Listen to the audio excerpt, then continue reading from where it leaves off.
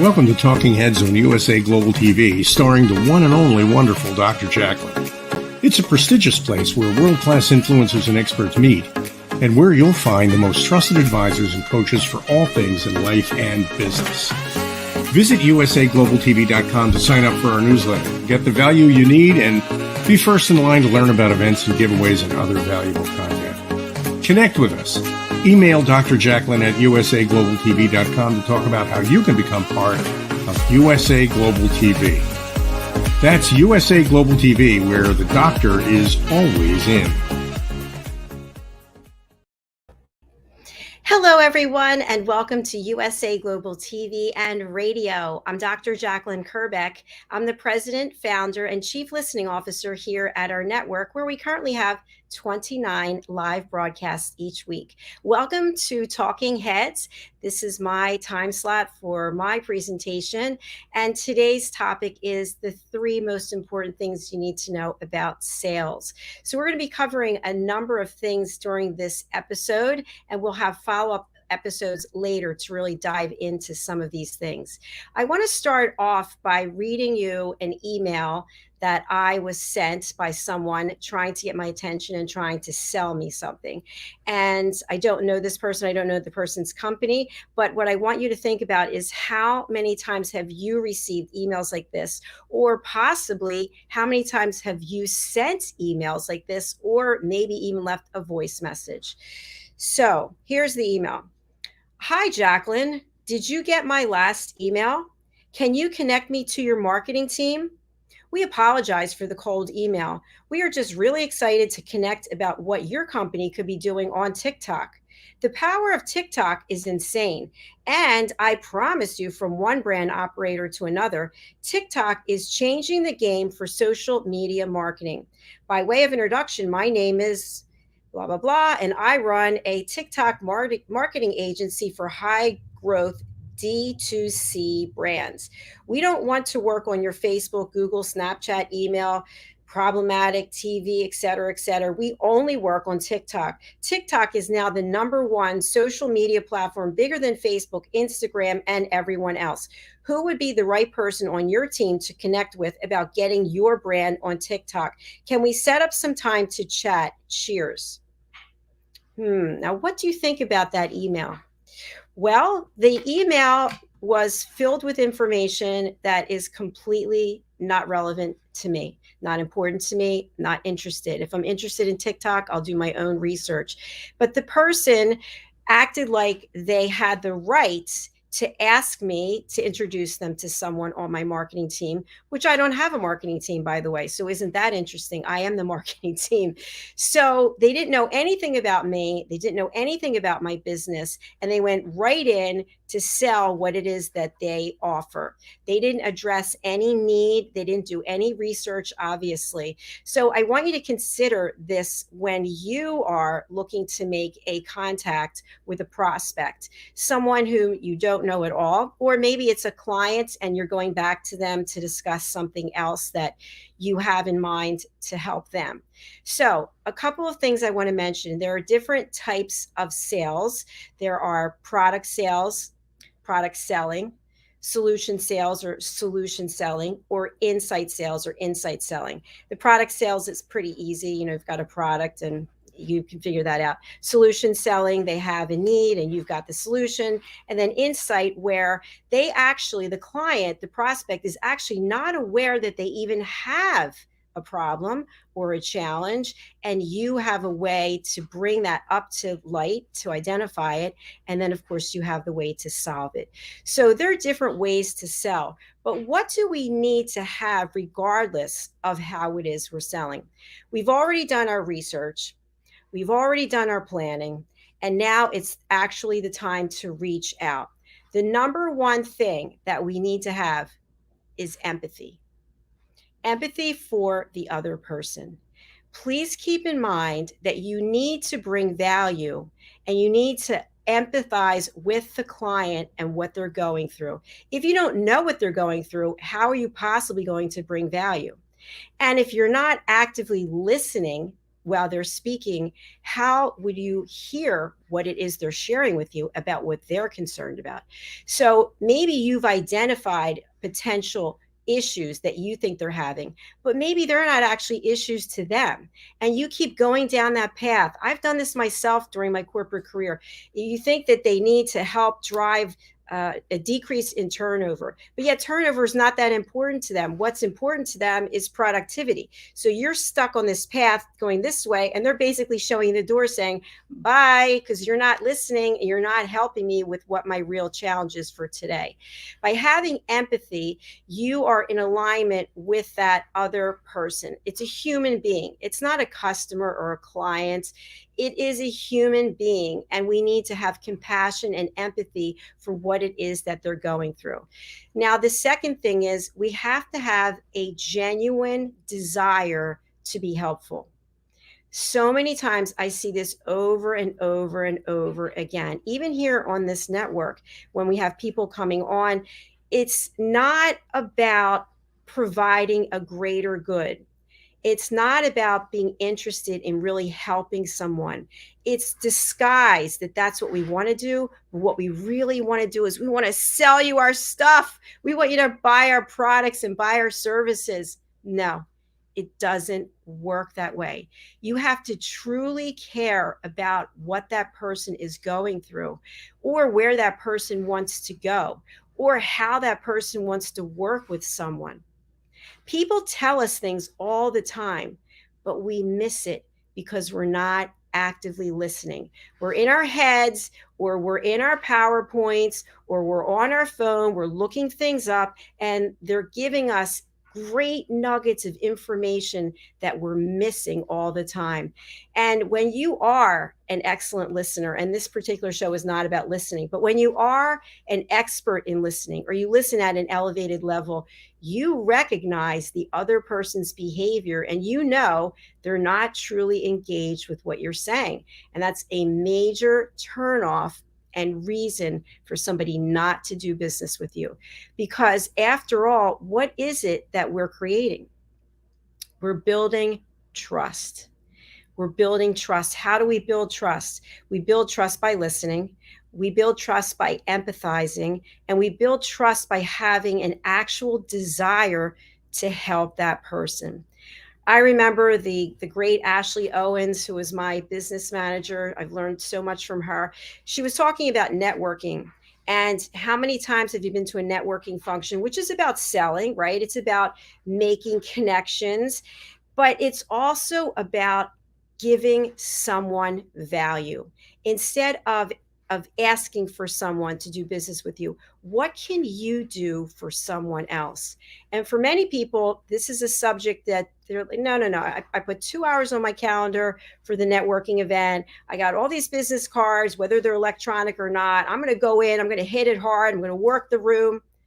No, people see that. They recognize it. They know that you're all about you. And if they get into business with you, similarly to getting into bed with you, what can they expect? They're not going to be able to trust you because you're not fully engaged or present in what it is that they need. So the next time you go to a networking function, ask what you can do for someone else, not just once, not just twice, maybe 3 or 4 times. And believe me, it will come back to you. So we've got empathy, we've got a desire to truly help someone else. And then the third one is persistence. Now, persistence can be a tricky one, and sometimes we can go overboard. And again, I did this early on in my sales career. I always thought to myself, this person really wants what I have to offer. They just don't know it. So I'm going to keep going back. And finally, the guy actually called me out on it. He said, you know, you are a real pain. He said, I know you're being persistent, but I told you no, and I told you no, and I told you no. And I said, well, I thought what you were really saying was not now. And he said, no, it's actually no. So I think what's interesting about that is we also can tend to waste our time because we didn't do our pre-planning. We didn't do our prospecting. We only have so much time in the day. So we're not going to go into prospecting today. But what I want you to remember is persistence is a wonderful thing if you're bringing value and you're not being a stalker. I have another story which I think is pretty funny from early in my career. And I was assigned certain accounts to call on. And the one was in Delaware, and it was a financial agency. And you couldn't even get in there because they had the guard station and the whole 9 yards. So, anyway, I was told, you've got to get into this account. You've got to get into this account. So, I did all of my prospecting, and I knew who the people were who had the budget and who could say yes. So, without an appointment, I drove to this company. And when I got to the guard station, I said I was here to see XYZ. And the guy let me through. He didn't even make any calls. So when I got in there, I went over to the reception desk and I said I needed to use the restroom because I thought to myself, at least I can find where this person's office is. Now, today you couldn't do any of these things, but she directed me to the restroom and I saw the guy's office. So I actually went to the cafeteria, which was open to the public and the employees. And I went, they had a phone there that was for people to use to call inside the building. And I called this executive's office. And because it came from internal, I guess, he answered the call. And I told him who I was. And he's like, boy, you really have some big ones, because I've been trying to get an appointment with him. So he ended up meeting with me. So in that case, that kind of persistence paid off, but I definitely wouldn't do that again. We do a lot of things when we're new in our career. So I want you to remember that persistence is important depending on how it's delivered. You have to continuously come back with value. Don't keep calling someone. Don't keep emailing someone unless you have something of value. For example, Mr. Jones, I've been following what's been going on with your company in the news, and I know that your main concern is XYZ. I've seen what's going on with your stock price, blah, blah, blah. I can help you by doing this. Or start off your email. If you could XYZ, if you could save XYZ, if you could increase your market share by PDQ, would you be interested? Blah, blah, blah. And I used to do that all the time. And then I would put requests for meeting. I'd put it right in the subject and then requests for meeting. I had a lot of success with that because instead of people having to read through the whole email, they see exactly what it is. But again, I did my research. So after they would get into the email, they would see that I did my work, that I had the facts, that I was well learned on the company and the things that they were going through, especially if it's a publicly traded company. You can get the annual report. You can watch CNBC. There's so many places that you can get information to at least show the other person that you have done your homework, because especially senior executives, they don't have a lot of time to be wasting talking to everybody who wants to sell them something. Now, for me as a business owner, I get emails all the time. The biggest one I get is for search engine optimization. I'm telling you, maybe every day, 2, 3, 4 people are reaching out to me about doing search engine optimization. Now, I already have a channel manager doing search engine optimization, and he's doing a great job. What's interesting is that even though these emails come from different people, they all look like they're copied and paste. Copy and paste. So that's something else I just want to make you aware of. We're not going to discuss it in this episode, but people know if you are taking the lazy way, the easy way out when you're putting together your invitation to connect. People know it. How about on LinkedIn? How many times do you get an invitation to connect and there's no message? There's no note. It's like, I don't know who you are. Why am I going to connect with you? So people recognize this as well. Oh, this person just wants to use my network, or whatever the case might be. So we want to have empathy. We want to have a genuine need to help. And I want to put a little bit more onto that, not just to help, but a need to contribute, to give back to someone in a way that is selfless. And there's no hidden agenda with it. And I'll give an example. I'm very involved in the Crohn's Colitis Foundation. I'm a patient. I've been a patient since 1991. And by joining the organization as a volunteer and now board member and committee members, and I do 2 events. I've got a team. I'm a captain for 2 different teams. It's changed my life. And so I am so grateful for all that they've done for me by opening up their community to me, by me realizing that I'm not alone with ulcerative colitis. There are people all over the world going through it, and there's nothing wrong with us. We're not bad people. We're not diseased people. We have a disease. So I want to do as much as I possibly can to give back and give back and continuously give back, because I'm so grateful for what they've done for me. There's no hidden agenda. I have no alternative motive. And it shows, because they'll say to me, the executives, that they know that I am truly committed to them, and they're grateful. So people can recognize if you're doing something that's really a self-fulfilling prophecy, or it's about helping someone else. Now, many times we think we're helping, we have a genuine desire to help, and we write a check. Is a check a good thing? Yes, a check is a good thing, especially for charity. But we have to make that connection as to why we're giving the money. We're giving the money because our daughter, our son, our brother, our friend, somebody has this disease, and it means so much, the work that the organization's doing, that we want to contribute. So just keep that in mind when you're thinking about anything in your life. How can you bring value, and how can you show that you truly are interested, even committed, to making a difference and helping someone else? And of course, the third one is persistence. And we just finished talking about this. So when you have these 3 characteristics, what can you do with them to help you convert into a sale? Well, we already know there's a whole sales process. And when we finally get that opportunity to meet with that other person, the prospect, or maybe it's a repeat client, when you show up, turn off your devices, clear your mind, take a deep breath before you even approach the receptionist or whomever, however it is you're getting there. Maybe it's a kiosk that you're going to get checked in.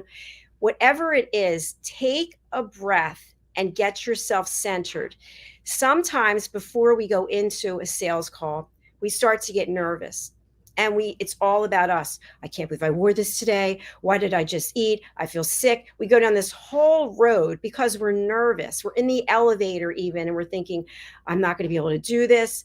Think about why you are there.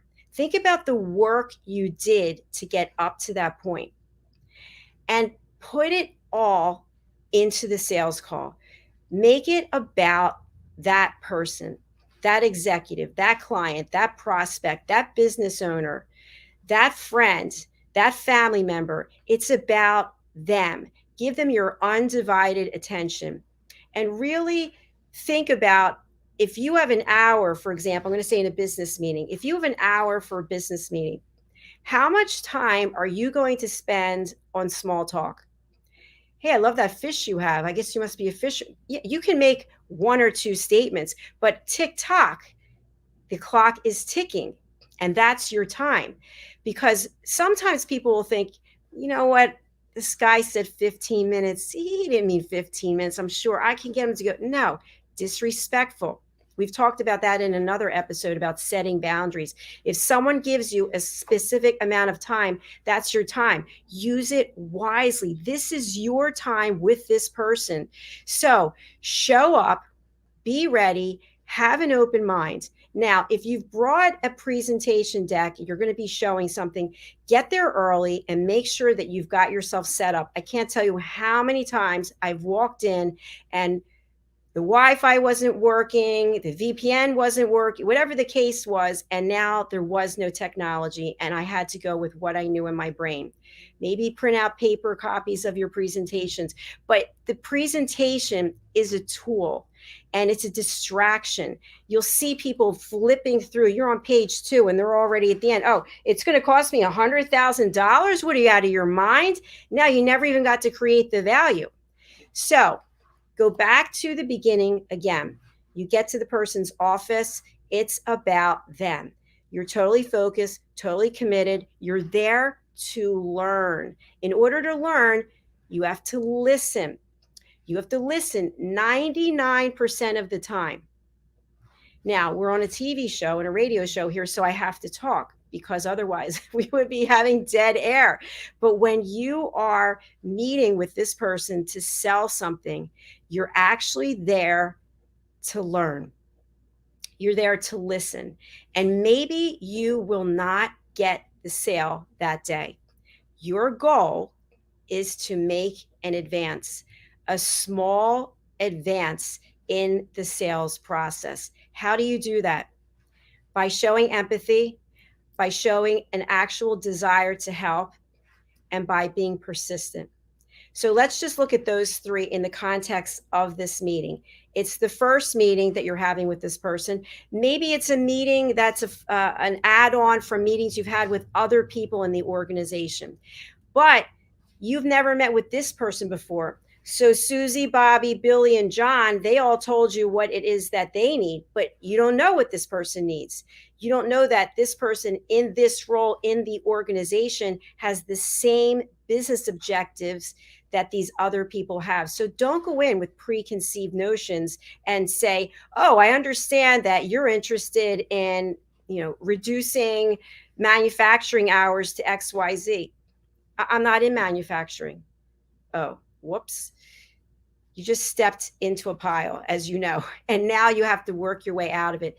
The person thinks to themselves, this guy doesn't even know what it is I do here. Why am I spending this time with the person?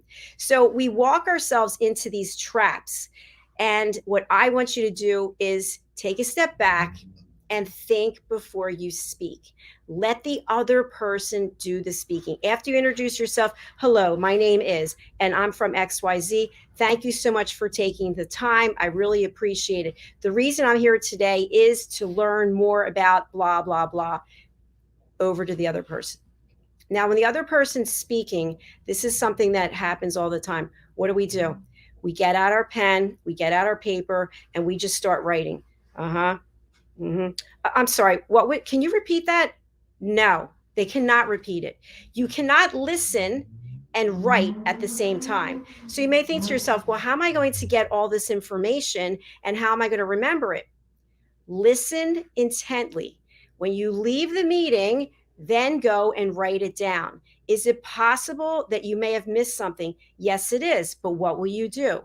You will write up what you heard, what you remembered, and then you'll send an email. Thank you, Mr. Jones, for your time today. I just want to confirm what I heard you say. Bomb, bomb, bomb, bomb, bomb. Now, you don't want to have something lengthy. You want to have the main point so that the other person knows that, yes, you're on it. You are actually listening.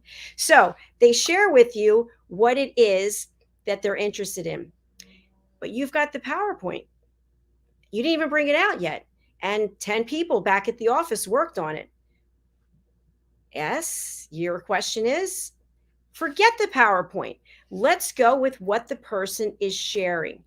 But they're going to be mad at the office because they spent $5,000 to put this together. Oh, well, is there anything in the deck, in the PowerPoint that's relevant? And if there's not, don't even bring it up. And if there is, what are you going to do? Starts going through your, oh, I'm sorry, I thought we were going to talk. Let me just get to the, no, I see people do this all the time. You already lost me. I'm not interested. Just be present, human to human. I've shared with you what I'm really interested in is reducing costs in my manufacturing plant by 10% before 2024. That's what my business objective is.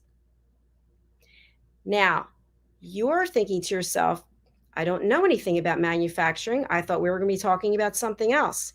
So what do? I'm really sorry, Mr. Jones. I don't know anything about manufacturing. I don't even know why I'm here because you represent your company, your business, your employer. What are you going to do? Ask questions. You don't have to know about manufacturing. Ask questions about what they're doing today. What's been working for you, Mr. Jones? Where do you see that things are getting tripped up in the process? What will happen when you do reach this goal of cutting costs by XYZ? What will the bottom line look like then? How will it change your business? What is the way that your consumers perceive your manufacturing, et cetera, et cetera, et cetera? You don't have to be a genius. You just have to actually care. Many times on this platform here, and obviously we're a TV and radio and podcast platform, people will want to discuss in advance questions. Can you give me the questions you're going to ask me? No, I don't know what I'm going to ask you. I'm going to listen to what you have to say. I'm going to follow along, and then I'm going to ask a question based on what you just shared because I'm actually really interested. So, as somebody who wants to be of value, to be of service, you have to be interested. If you're not interested, why would someone do business with you? It's pretty easy when you think about it.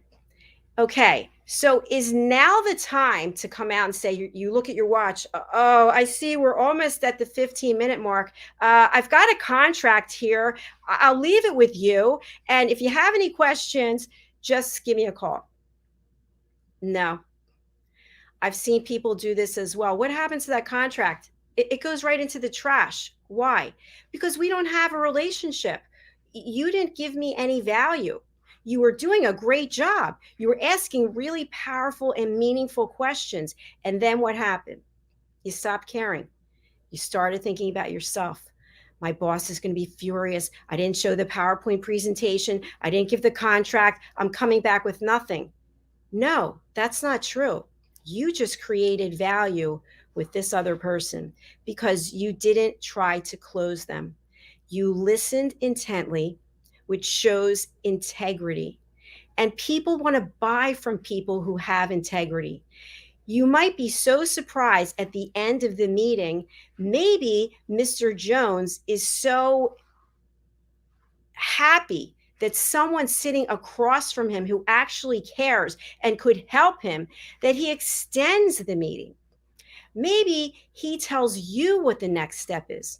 Well, you know what, John? I really appreciate you being here. You've asked some great questions today. I'd like to set up another meeting with my head of manufacturing and have you come in, and maybe you can bring somebody from your team as well if you think that's important. How would that be? It's in advance. You made it to the next step and you didn't step on any toes. You didn't make a fool of yourself. You didn't bring out that PowerPoint deck and you didn't bring out that your phone, the crutch. How many times do people say, I don't have that answer. Let me see if I can look it up right now. I could give Bob a call. No, stay focused, stay present, bring value, and be persistent. Now, in this example, as we come to the end of our episode today, what does persistence look like? Persistence is actively listening. You are persistently, actively listening. When the meeting is over, you will follow up. And your follow-up shows your persistence. Many times people don't even bother to follow up. The person hands you the plate and says, here it is, eat, enjoy. And you drop the plate. You drop the ball. So follow-up is also part of the persistence. Persistence does not necessarily mean making phone call after phone call after phone call, sending one thing after another. You shouldn't be calling or sending anything unless it has value to your client or your prospect. So in closing, thank you so much for listening today. If you have any questions about empathy, about adding value, or persistence, if you're interested in any executive coaching, if you're interested in learning how to listen at an elevated level, I would be happy to work with you.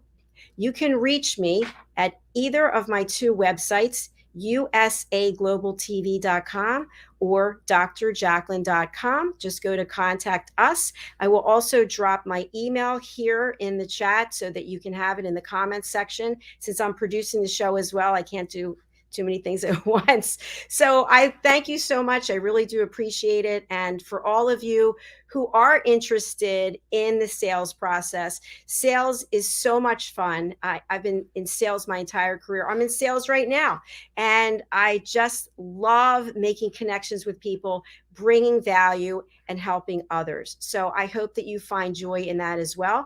I wish you a beautiful weekend. And again, thank you for following me, and thank you for following our channel. Take care and see you again next week.